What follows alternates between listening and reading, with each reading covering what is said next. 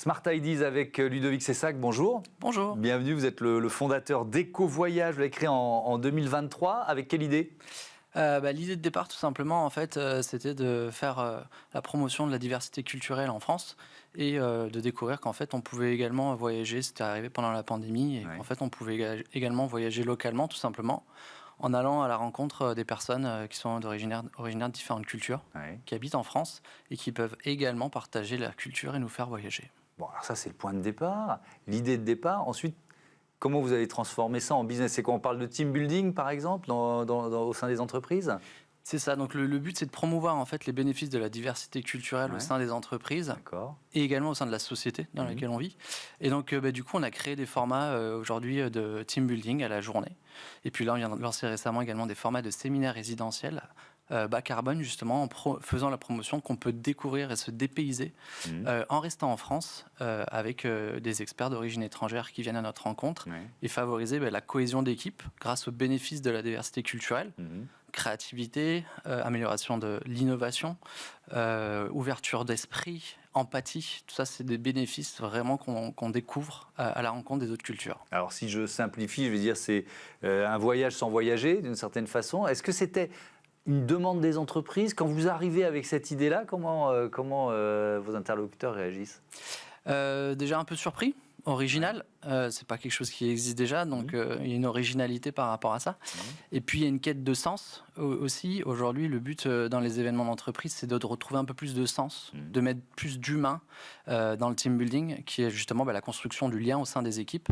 Et en fait, avec ces expériences, nos animateurs sont en majorité réfugiés. Ils ont un parcours de vie assez inspirant qui montre aussi tous les parcours de vie différents qu'on peut avoir en faisant une belle rencontre et favoriser l'intelligence collective en découvrant des nouvelles choses sur notre culture. Alors, on va donner des exemples, je ne sais pas, à la fois, alors c'est toujours intéressant parce que c'est une journée de team building et un guide. Une histoire, un accompagnateur. C'est ça, c'est ce qu'on appelle nos éco-guides. Donc en fait, dans chaque team building qu'on va avoir, on a des thématiques sur la cuisine, des thématiques sur les artisanats du monde, des thématiques sur les sports du monde. Également, on fait bien-être du monde. En fonction des objectifs, à chaque fois, on va avoir un éco-guide, un représentant de sa culture, qui maîtrise un savoir-faire, qui va pouvoir tout simplement partager aux participants. Comment vous les trouvez ? Du coup, parce que c'est pas leur métier d'origine. Non, c'est pas leur métier d'origine. Ils viennent parler de leur pays d'origine, mais c'est pas leur métier d'origine. Non, c'est ça. On les recrute à la base. Donc, on va les identifier. On va identifier les bons profils. Pour ça, on a plusieurs moyens d'y arriver. Mais on travaille notamment avec des ONG. Du coup, pour favoriser l'inclusion, ce sont des ONG qui vont les aider à créer leur entreprise. Puis ensuite, nous, on prend le relais pour les aider à développer leur activité. Donc, ce sont par exemple des traiteurs. Et nous, ensemble, on va co-créer les expériences pour les faire vivre sous forme de team building. Alors, donnez-moi un exemple. On n'a pas encore donné un exemple. Allez, quel pays je peux découvrir grâce à vos guides ? Alors nous, la spécificité, c'est qu'on va avoir 3 continents différents. Asie, Amérique du Sud, Afrique. Ce sont des continents éloignés. Le but, c'est justement en fait, de faire découvrir des cultures qui ne sont pas forcément très occidentalisées, qui ont des manières de penser, de manger. Tout est différent par rapport à nous. Et aujourd'hui, on a par exemple la Colombie, le Mexique, le Venezuela du côté de l'Amérique du Sud. En Asie, on a le Japon, l'Inde, la Chine. Du côté du Moyen-Orient, on a l'Afghanistan, la Syrie.